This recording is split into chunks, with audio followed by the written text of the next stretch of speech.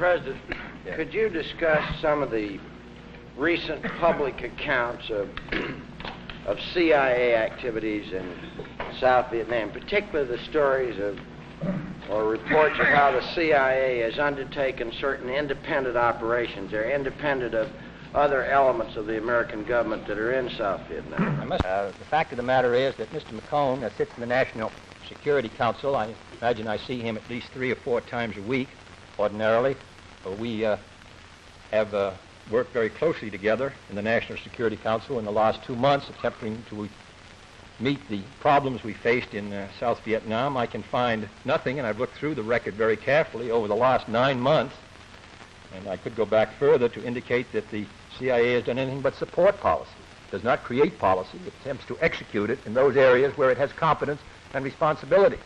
I know that the transfer of Mr. John Richardson, who's a very dedicated public servant, has led to surmises, but I can just assure you flatly that the CIA has not carried out independent activities, but has operated under close control of the Director of Central Intelligence, operating with the cooperation of the National Security Council and under my instructions. So I think that while the CIA may have made mistakes, as we all do on different occasions, and has had many successes, which may go unheralded, in my opinion in this case, it's unfair to charge them as they have been charged. I think they've done a good job. Former head of the CIA, Alan Dulles, says in an interview in the Journal American today that reports of disputes between the CIA and the State Department and various branches of the government in South Vietnam have arisen because, quote, of a lack of a clear-cut operational policy in Washington. And he goes on to say that he thinks what's needed is less backbiting between U.S. agency officials. In view of the defense you just gave of CIA, would you care to agree with Dulles' charge or contest it? I'd agree with the last part of it, that the agencies, as we all know, we're faced with a very difficult problem in South Vietnam, which you're all familiar with, both in the military and the political side. Men have different views about what actions we should take, and they talk to members of the press, to all of you, in Saigon, here in Washington. But I must say that as of today, and I think this is particularly true since General Taylor and Secretary McNamara came back, I know of no disagreement between the State Department at the top, CIA at the top, Defense at the top, White House, and Ambassador Lodge on what our basic policies will be and what steps we will take to implement it. Now, if down below there's disagreement, I think in part it will be because they're not wholly informed of what actions we're taking. Some of them are necessarily confidential, but I think our policy, though we can't say what effect it's going to have, I think we are in agreement about what we ought to do. I would think that Saigon and personnel in the various agencies should support that policy, because that's the policy we're going to carry out for a while. Yes. Mr. President, how do you feel about Senator Gruning's proposal to set up a congressional committee as a watchdog over the CIA? I think the present committee, there's one in both the House and Senate, which maintains very close liaison with the CIA, is best, considering the sensitive nature of the Central Intelligence Agency's work. As you know, there is a congressional committee in the House, one in the Senate, composed of members of the Appropriations Committee and the Armed Services Committee. They meet frequently with Mr. McCone. He also testifies before the Foreign Relations Committee of the House and Senate and the General Armed Services Committee, and I think the Congress has, through that organization, the means of keeping a liaison with them. In addition, I have an advisory council, which was headed by Dr. Killian formerly. Now Mr. Clark Clifford, includes Jimmy Doolittle and others, Robert Murphy, who also serve as an advisory committee to me on the work of the intelligence community. I'm well satisfied with the present arrangement. Yes.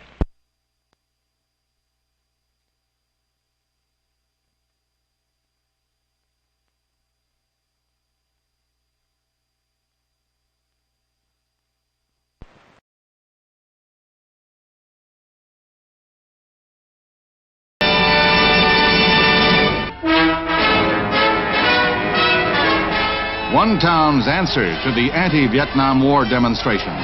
It's a Support Our Men in Vietnam rally organized by high school senior Paul Christopher, and it draws 25,000 people. Christopher said he was happy with the turnout, which almost equaled the town's total population. He urged more such demonstrations by youth throughout the nation, and the crowd roared its approval with some vigorous flag waving. Swallowing.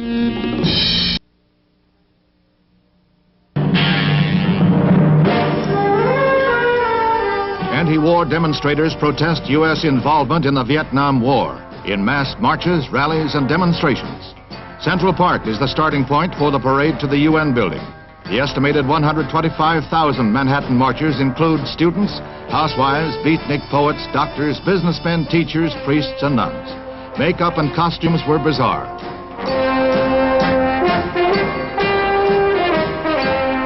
Before the parade, mass draft card burning was urged. Demonstrators claimed 200 cards were burned, but no accurate count could be determined. Reporters and onlookers were jostled away on purpose. Although mostly peaceful, shouted confrontations were frequent and fiery during the course of the march. The anti-war marchers were picketed by anti-war marchers who were hawkish toward the parading doves.